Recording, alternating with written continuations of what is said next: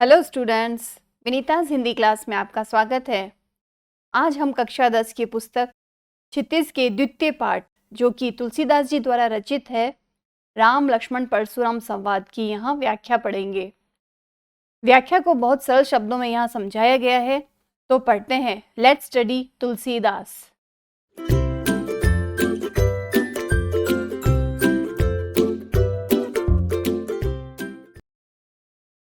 सबसे पहले हम पढ़ते हैं तुलसीदास जी का जीवन परिचय। तो इनका जन्म स्थान उत्तर प्रदेश के राजापुर बांदा में है, माना जाता है। इनका जन्म 1532 ईस्वी में हुआ था और मृत्यु सन 1623 ईस्वी में काशी में मानी जाती है। इसमें कई बार मतभेद भी है, इसलिए इसकी प्रामाणिकता हमने आपकी पुस्तक को लेकर माना है। इनके गुरु नर हरिदास थे और इनकी मुख्य रचनाएं रामचरितमानस, विनय पत्रिका, दोहावली, कवितावली, हनुमान चालीसा और कृष्ण गीतावली रही है। इनकी भाषा ब्रज भाषा थी और अवधी भाषा भी रही है। ये रहा तुलसीदास जी का जीवन परिचय। अब हम पढ़ते हैं इस पाठ का परिचय। इस पाठ में किस बारे में बताया गया है? तो राम लक्ष्मण परशुराम संवाद तुलसीदास जी की रचना रामचरितमानस के बालकांड का अंश है। इस अंश में सीता स्वयंवर में रामचंद्र द्वारा शिव धनुष भंग किए जाने के पश्चात परशुराम जी का अत्यंत क्रोधावस्था में राजा जनक के दरबार में आने और श्री राम लक्ष्मण के साथ हुए उनके संवाद को प्रस्तुत किया गया है।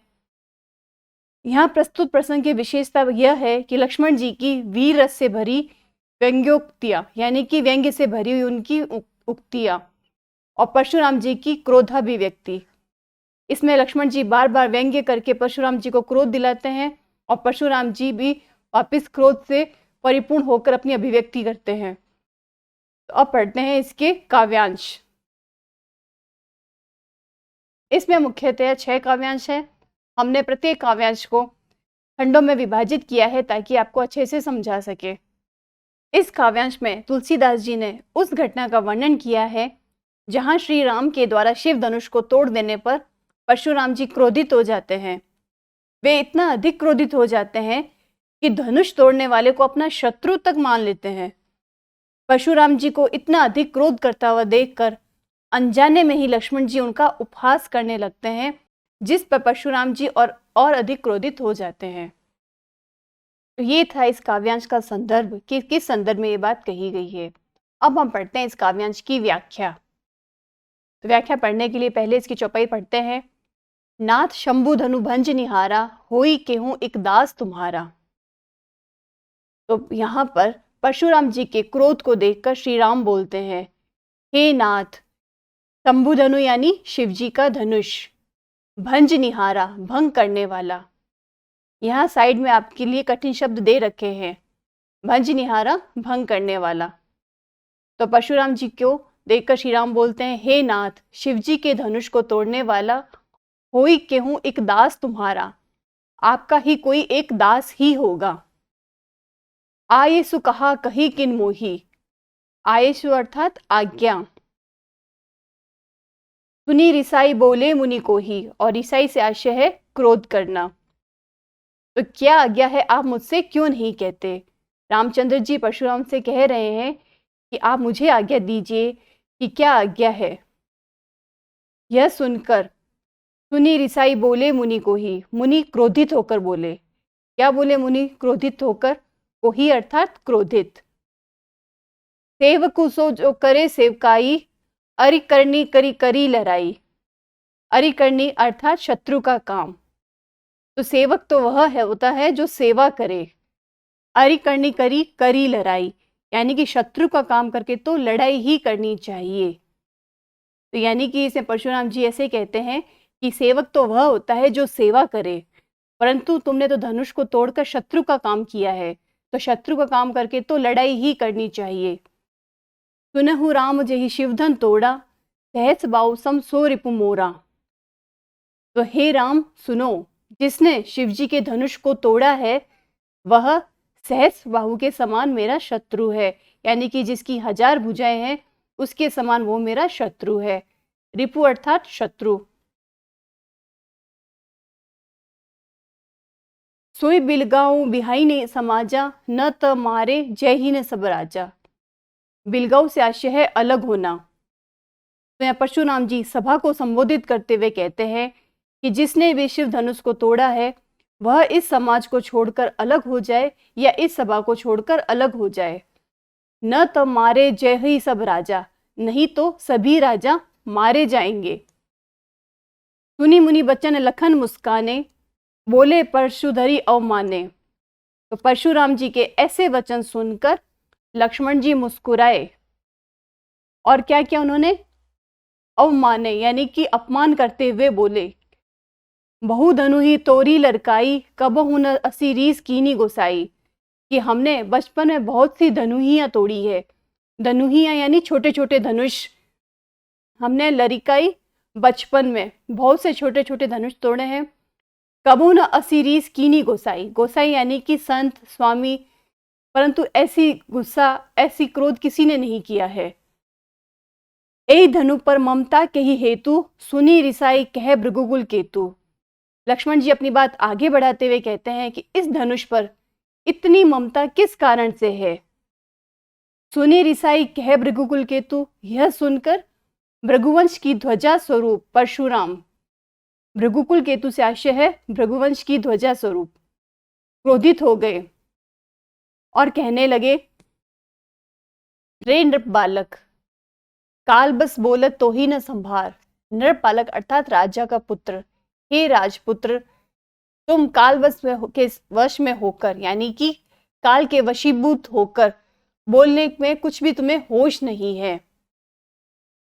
धनु ही सम त्रिपुरारी, धनु विदित सकल संसार। त्रिपुरारी धनु यानी कि शिवजी का धनुष, विदित अर्थात जानता है सकल संसार। तो सारे संसार में विख्यात शिवजी का यह धनुष क्या तुम्हारी उन धनु ही के समान है जिसे तुमने बचपन में तोड़ा था।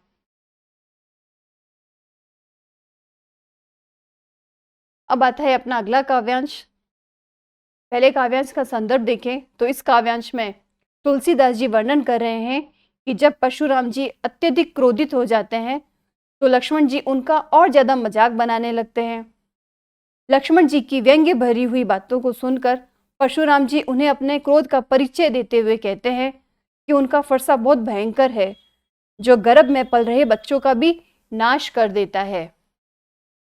तो ये था इसका संदर्भ। अब हम पढ़ते हैं इसकी व्याख्या। लखन कहा हंसी हमरे जाना, सुनो देव सब धनुष समाना। तो लक्ष्मण जी ने कहा, हंसकर कहा, हंसी हमरे जाना सब धनुष समाना, कि हे देव सुनहु देव, हे देव सुनिए, हमारी जान में तो सभी धनुष एक जैसे हैं। फिर का क्षति लाभू झून धनु तोरे, देखा राम नयन के भोरे। तो पुराने धनुष के तोड़ने में क्या हानि लाभ। क्षति यानी कि हानि और लाभ यानी कि लाभ। जून अर्थात पुराना। तो यहाँ पुराने धनुष को जब हमने तोड़ा है तो उसमें क्या हानि और क्या लाभ। देखा राम नयन के भोरे, श्री रामचंद्र जी ने तो इसे नवीन के धोखे से देखा था, उन्हें लगा कि ये नया धनुष होगा, परंतु छुवत टूट रघुपति न दोसु, ये तो उनके छूते ही टूट गया। इसमें रघुपति यानी कि श्री राम जी का कोई दोष नहीं है। मुनि बिनु काज करी कतरोषु, तो हे मुनि आप बिना ही कारण किस लिए क्रोधित हो रहे हैं। पुराना धनुष था, रामचंद्र जी ने हाथ लगाया, टूट गया, तो मुनि आप बिना कारण ही या अकारण ही क्रोधित हो रहे हैं। यह बात सुनकर परशुराम जी ने क्या रिएक्शन दिया या क्या बताया।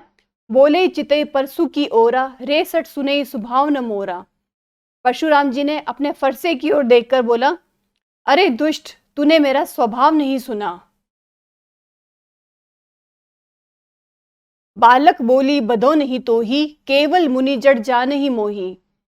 बदो यानी कि वध करता हूं, तो मैं तुझे बालक जानकर नहीं मार रहा हूं या तेरा वध नहीं कर रहा हूं।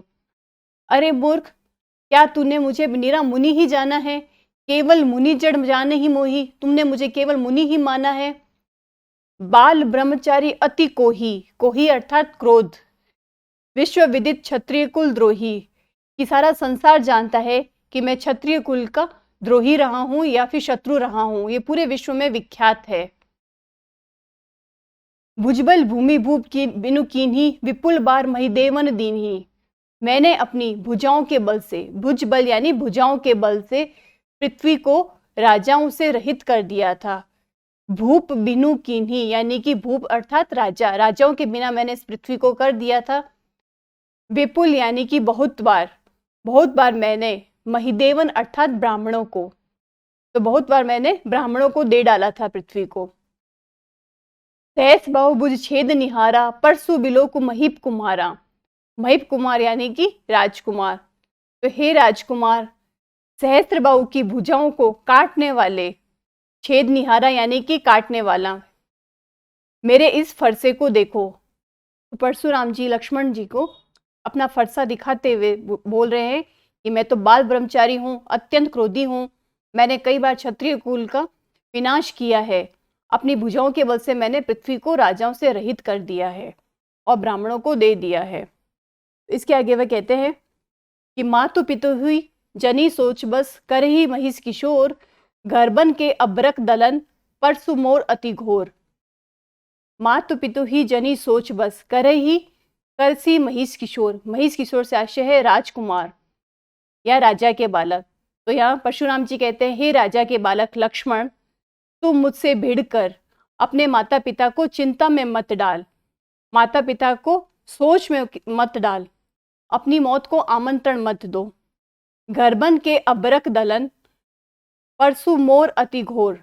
मेरा फरसा बहुत अधिक भयंकर है, यह गर्भ में पल रहे बच्चों का भी विनाश कर डालता है। यहाँ अब्रक से आशय है बच्चा और दलन से आशय है कुचलने वाला। अब अगला काव्यांश है। इस काव्यांश में परशुराम जी के क्रोधित वचनों को सुनकर लक्ष्मण जी द्वारा अत्यंत कोमल वाणी में हंसकर उनको उत्तर देते हुए कहते हैं कि वे उनको भृगुवंशी समझकर और उनके कंधे पर जनेऊ देखकर अपने क्रोध को सहन कर रहे हैं। उनका तो एक एक वचन ही करोड़ों वज्रों के समान कठोर है। उन्होंने व्यर्थ में ही फरसा व धनुष धारण किया हुआ है। इन वचनों को सुनकर परशुराम जी और अधिक क्रोधित हो जाते हैं। तो इस संदर्भ के बाद अब पढ़ते हैं इसकी व्याख्या। विहसी लखनु बोले मृदुवानी, अहो मुनि सुमहाबट मानी। विहसी अर्थात हंसकर, तो लक्ष्मण जी हंसकर बोले मृदुवाणी यानी कि कोमल वाणी या मीठी वाणी। लक्ष्मण जी हंसकर बोले, अपनी मीठी वाणी से बोले, क्या बोले? अहो मुनीसु महाबट मानी। हे मुनीश्वर, आप अपने को बड़ा भारी योद्धा समझते हो। महाबट से आशय है भारी योद्धा या महान योद्धा। पुनि पुनि मोहि दिखाओ कुठारू, झैत उड़ावहन फूकी पहारू।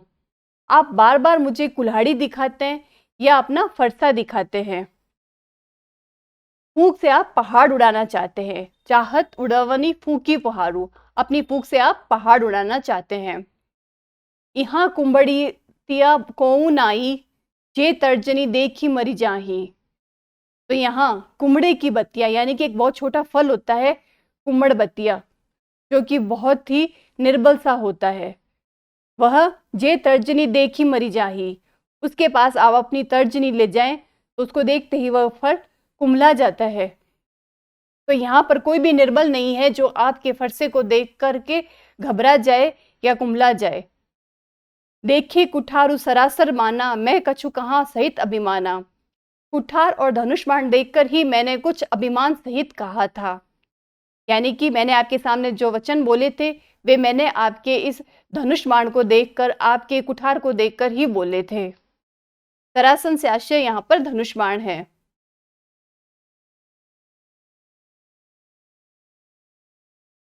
भृगुसुत समुझी जनेऊ बिलोकी, जो कछु कहूँ सहूँ रिस रोकी। तो भृगुसुत से आशय है भृगुपुत्र। तो यहाँ लक्ष्मण जी अपनी बात को आगे बढ़ाते हुए कहते हैं कि भृगुपुत्र समझकर और यज्ञोपवीत देखकर, जनेऊ विलोकी, विलोकी अर्थात देखकर, तो जो कुछ भी आप कहते हैं उसे मैं क्रोध रोक कर सह लेता हूँ। जो कछु कहूँ सहूँ रिस रोकी, मैं अपने क्रोध को रोक कर आप जो कुछ भी कह रहे हैं उसे सहन कर लेता हूँ। आगे है सुर महिसुर हरिजन अरुगाई, हमरे कुल इन पर न सुराई। सुर यानी कि देवता, महिषुर अर्थात ब्राह्मण, हरिजन यानी कि भगवान के भक्त, और गाय से आशय है गाय। तो देवता, ब्राह्मण, भगवान के भक्त और गायों पर हमारे कुल इन पर न सुराई, हमारे कुल में इन पर वीरता नहीं दिखाई जाती। सुराई से आशय है वीरता दिखाना। भदे पाप अपकीर्ति हारे, मारत हूँ पाप परिये तुम्हारे। क्योंकि इन्हें मारने से पाप लगता है और यदि आप इनसे हार जाएं तो आपकी अपकीर्ति होती है।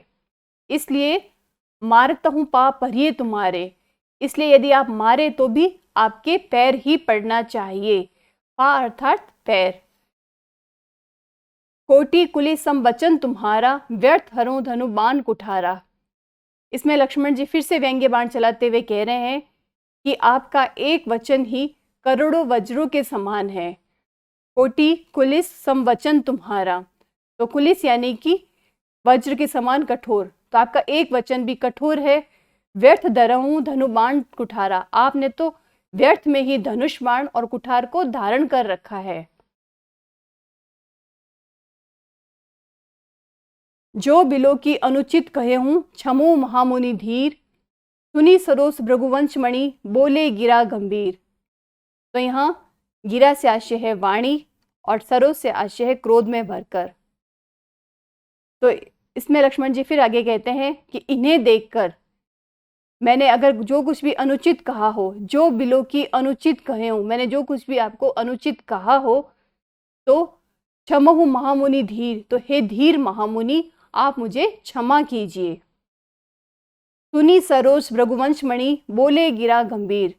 तो लक्ष्मण जी की यह बातें सुनकर भृगुवंश मणि यानी कि परशुराम जी, सरोष यानी कि क्रोध के साथ, परशुराम जी क्रोध के साथ में बोले गिरा गंभीर, गंभीर वाणी बोले। क्या वाणी बोले वो अगले काव्यांश में देखते हैं। इस काव्यांश का संदर्भ बताएं तो इसमें लक्ष्मण जी की व्यंग्य भरी बातों को सुनकर परशुराम जी विश्वामित्र जी को उन्हें समझाने को कहते हैं और साथ ही साथ ये भी कहते हैं कि अगर लक्ष्मण जी चुप नहीं हुए तो इसके परिणाम का दोष उन्हें नहीं दिया जाए। परंतु लक्ष्मण जी इसके बावजूद भी परशुराम जी पर व्यंग्य कसते जाते हैं। तो ये था इसका संदर्भ। अब पढ़ते हैं इसकी व्याख्या। कौशिक सुनहु मंद यह बालकु, कुटिल काल बस निज कुल घालकु। तो कौशिक से आशय है विश्वामित्र। तो परशुराम जी कहते हैं हे विश्वामित्र सुनो, मंदु यह बालक, तो यह बालक बड़ा कुबुद्धि है, बड़ा कुटिल है। कुटिल काल बस निज कुल घालक, यह बालक बड़ा कुटिल है और काल के वश में होकर अपने कुल का घालक यानी कि घातक, अपने कुल का घातक बन रहा है। भानु बस राकेश कलंकु, निपट निरंकुश अबुद अशंकु। तो भानु बस अर्थात सूर्यवंशी, यह सूर्यवंश रूपी पूर्ण चंद्र का कलंक है। राकेश कलंकु यानी कि चंद्रमा का कलंक। तो ये कैसा है, वो सूर्यवंशी थे, तो ये सूर्यवंशी होकर भी चंद्रमा पर कलंक के समान है। निपट निरंकुश अबुद असंकु, यह बिल्कुल उद्दंड, मूर्ख और निडर है। काल कवलु होई छन माही, परशुराम जी आगे कहते हैं कि अभी क्षण भर में यह काल का ग्रास हो जाएगा। काल कवलु अर्थात काल को ग्रसित यानी कि मृत्यु को प्राप्त, अभी क्षण भर में यह काल का ग्रास हो जाएगा। कहूं पुकारी खोरी मोहि नाही, यह मैं पुकार कर कह देता हूं, फिर मुझे दोष मत देना। खोरी से आशय है दोष, तो आप फिर मुझे दोष मत देना, मैं अभी आपको पुकार पुकार कर कह रहा हूं। तुम हटका हूं जो चहूं उबारा, कही प्रताप बलुरोष हमारा। यहाँ हटकऊ से आशय है रोको और उबारा अर्थात बचाना। यदि तुम इसे बचाना चाहते हो तो कही प्रताप बलुरोष हमारा, तो हमारा प्रताप, बल और क्रोध बतलाकर इसे मना कर दो। रोष यानी कि क्रोध। तो विश्वामित्र को वह कह रहे हैं कि तुम इस बालक को रोक लो।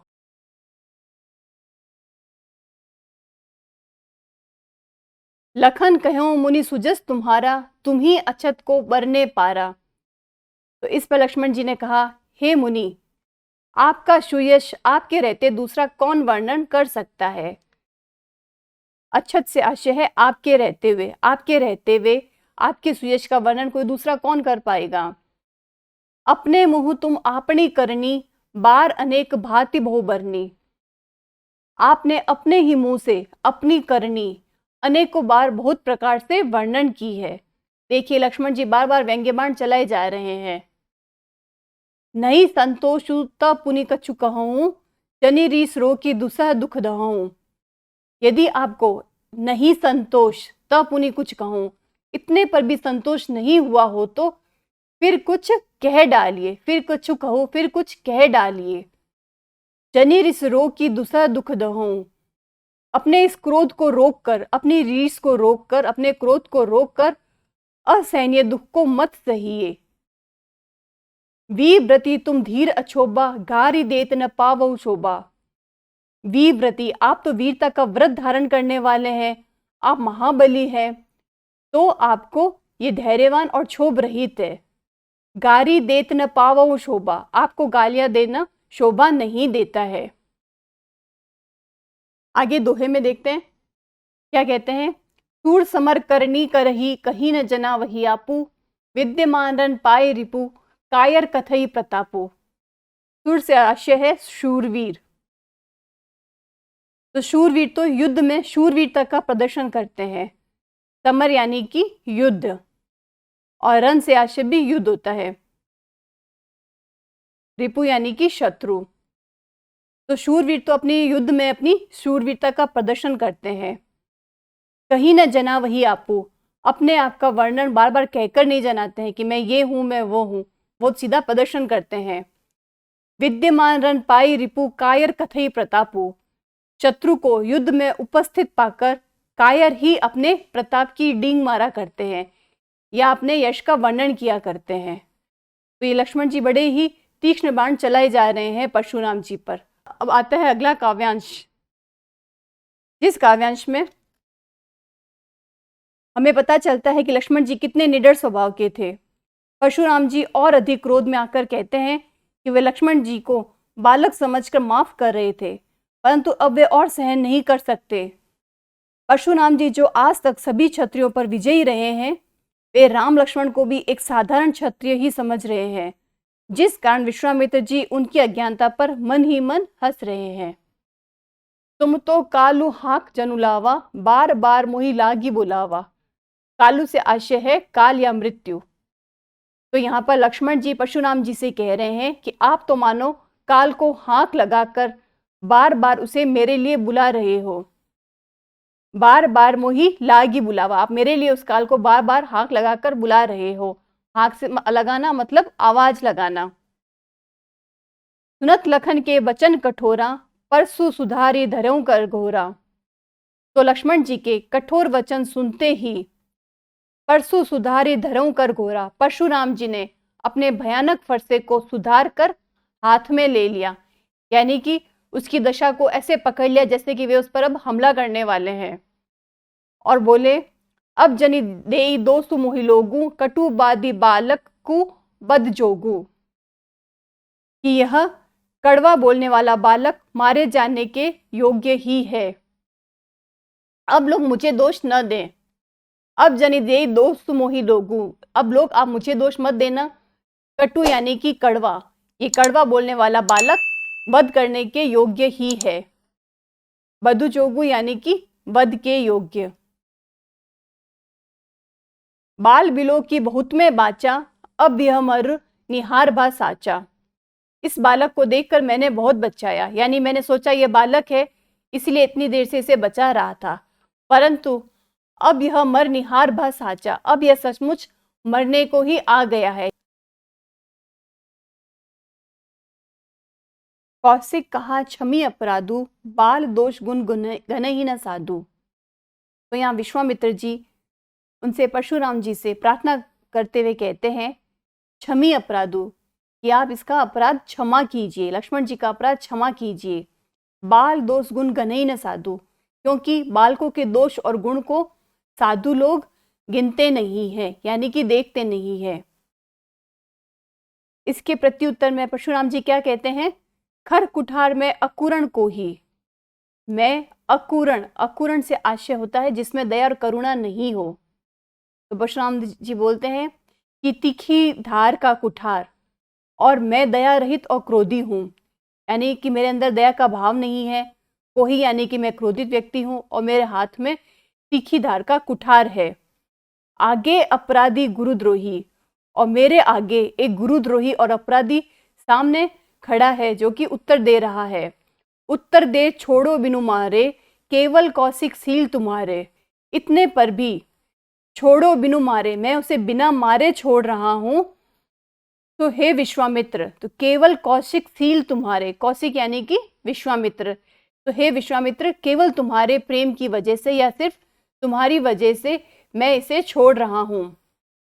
न त ये ही काटी कुठार कठोरे, गुरही उरिन होते हूं श्रम थोरे। नहीं तो इसे इस कठोर कुठार से काट कर, काटी यानी काट कर, कुठार कठोरे, कठोर कुठार से काट कर, गुरही उरिन होते हूं श्रम थोरे, मैं थोड़े ही परिश्रम से अपने गुरु से उऋण हो जाता, यानी कि ऋण से मुक्त हो जाता।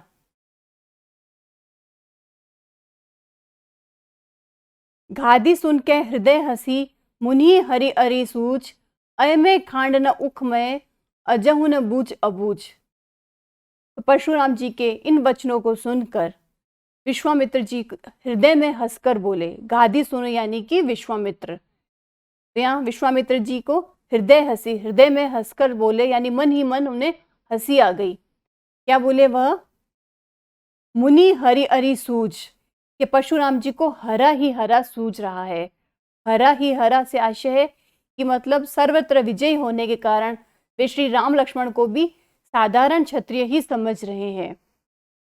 अय में खांड न ऊख में, अजहु न बूझ अबूझ।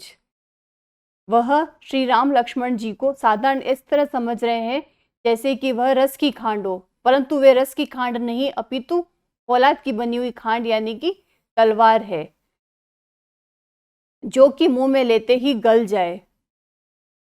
खेद है मुनि अब भी बेसमझ बने हुए हैं, इनके प्रभाव को नहीं समझ रहे हैं। तो परशुराम जी की ऐसी बातें सुनकर विश्वामित्र को मन ही मन में हंसी आती है। अब इस अगले काव्यांश में इस चौपाई में तुलसीदास जी वर्णन कर रहे हैं कि जब लक्ष्मण जी किसी भी तरह परशुराम जी के अपमान करने से पीछे नहीं हट रहे थे, बार बार व्यंग्य बाण चलाए जा रहे थे और परशुराम जी को अत्यधिक क्रोध आ रहा था, तब श्री राम जी ने लक्ष्मण जी के वचनों के विपरीत शांत वचनों से परशुराम जी से लक्ष्मण जी को क्षमा करने की विनती की। ये था इस काव्यांश का संदर्भ। अब हम पढ़ते हैं इसकी व्याख्या। कहूँ लखन मुनि सील तुम्हारा, को नहीं जान विदित संसारा। सीलु अर्थात शील स्वभाव। तो यहाँ पर लक्ष्मण जी कहते हैं परशुराम जी से कि हे मुनि, आपके प्रेम को कौन नहीं जानता, वह संसार भर में प्रसिद्ध है। को नहीं जान, कौन नहीं जानता, विदित संसार है, सारे संसार में विदित है। मात पिता ही उऋण भय नीके, गुरी ऋणु रहा सोच बड़ू जी के। आप माता पिता से तो अच्छी तरह उऋण हो ही गए। माता पिता उऋण भय नीके, माता पिता से तो अच्छी तरह उऋण हो ही गए हो। अब गुरु का ऋण रहा है जिसका जी में आपको बड़ा सोच लगा हुआ है। तो जनु हमरे ही माथे काड़ा, दिन चली गई ब्याज बढ़ चाड़ा। तो इसमें वह कह रहे हैं कि वह मानो हमारे ही मत्थे कड़ा था, बहुत दिन बीत हो गए, इससे ब्याज भी बहुत बढ़ गया होगा। अब आने व्यवहारिया बोली, तुरंत देऊं में थैली खोली। अब किसी हिसाब करने वाले को आप बुला लाइए तो मैं तुरंत थैली खोलकर दे दूं। फिर से व्यंग्य बाण चलाते हुए लक्ष्मण जी परशुराम जी को अधिक क्रोध दिला रहे हैं। वे कह रहे हैं कि अपने माता पिता के ऋण को तो आपने चुका दिया है, अब आपके गुरु का ऋण रहा है जिसका वो आपको सोच में लगी हुई है और वो आप मेरे मत्थे मंड रहे हो, इसलिए आप किसी हिसाब करने वाले को बुला लो, मैं तुरंत थैली खोलकर उसका हिसाब कर दूंगा। सुनी कटु वचन कुठार सुधारा, हाय हाय सब सभा पुकारा। तो यहाँ पर लक्ष्मण जी के कड़वे वचनों को सुनकर परशुराम जी को और अधिक क्रोध आ जाता है। फिर वे अपने कुठार को संभालते हैं। देखिए, जैसे यहाँ चित्र में भी प्रदर्शित किया गया है, कैसे परशुराम जी क्रोध में भरकर कुठार को हाथ में लिए लक्ष्मण जी के पीछे जा रहे हैं। जब परशुराम जी ने ऐसा एक कुठार को संभाल कर आगे बढ़ने लगे तो हाय हाय सब सभा पुकार, सारी सभा हाहाकार कर उठी, हाय हाय करके पुकार उठी। भृगुबर बरसु देखा वही मोही, विप्र विचारी बचहु नृपदोही। तो यहाँ लक्ष्मण जी ने कहा, हे भृगुश्रेष्ठ, भृगुबर अर्थात हे भृगुश्रेष्ठ, आप मुझे फरसा दिखा रहे हो। फरसु दिखा वहु मोही, फरसु अर्थात फरसा, आप मुझे फरसा दिखा रहे हो। विप्र विचारी बचहु नृपदोही, परंतु नृपदोही यानी कि राजा के शत्रु, परंतु हे राजाओं के शत्रु, मैं तो ब्राह्मण समझकर बचा रहा हूं। मैं आप पर इतनी देर से आदर से बात कर रहा हूं क्योंकि मैं आपको ब्राह्मण समझकर आपके साथ में आदर भाव बता रहा हूं। मिले न कबहु सुबट रन गाड़े, द्विज देवता घरई के बाड़े। आपको कभी रणबीर बलवान वीर नहीं मिले हैं। हे ब्राह्मण देवता, आप घर में ही बड़े हैं। द्विज देवता घरई के बाड़े, द्विज यानी कि ब्राह्मण, तो हे ब्राह्मण देवता, आप अपने घर में ही बड़े हैं। आपको कभी भी युद्ध में महावीर या योद्धा नहीं मिले हैं। सुबट से आशय है बड़े बड़े योद्धा। अनुचित कही सब लोग पुकारे, रघुपति सै नहीं लखनु नेवारे। तो यह सुनकर अनुचित है कहकर सब लोग पुकार उठे। सभी लोगों ने इसके बारे में कहा कि यह अनुचित है। तब श्री रघुनाथ जी ने यानी कि श्री राम जी ने इशारे से लखनऊ नेवारे, लक्ष्मण जी को मना किया, यानी कि लक्ष्मण जी को रोक दिया कि वह इस तरह से बार बार बातें न कहें। लखन उतर आहुति सरिस, भृगुबर को पुकृशानु। बढ़त देखी जल संवचन बोले, रघुकुल भानु। तो यहाँ कृषाणु से आशय है अग्नि और रघुकुल भानु से आशय है रघुवंश के सूर्य श्री रामचंद्र। तो लक्ष्मण जी के उत्तर से आहुति सरिस, जो आहुति के समान थे, जैसे हवन में हम आहुति देते हैं तो हवन की अग्नि और प्रज्वलित हो जाती है, वैसे ही परशुराम जी के क्रोध में लक्ष्मण जी के वचन आहुति का ही कार्य कर रहे थे। तो लक्ष्मण जी के उत्तर से जो आहुति के समान थे, परशुराम जी के क्रोध रूपी अग्नि को बढ़ता हुआ देखकर रघुकुल भानु जल संवचन बोले, यानी कि रघुकुल के सूर्य श्री रामचंद्र जी जल के समान शांत करने वाले वचन बोले। तो स्टूडेंट, आज हमने तुलसीदास जी द्वारा रचित इन काव्यांशों को पढ़ा। अब अगले वीडियो में इनके प्रश्नोत्तर करेंगे, तो हमसे जुड़े रहिए और लाइक और सब्सक्राइब करिए। Thank you and all the best.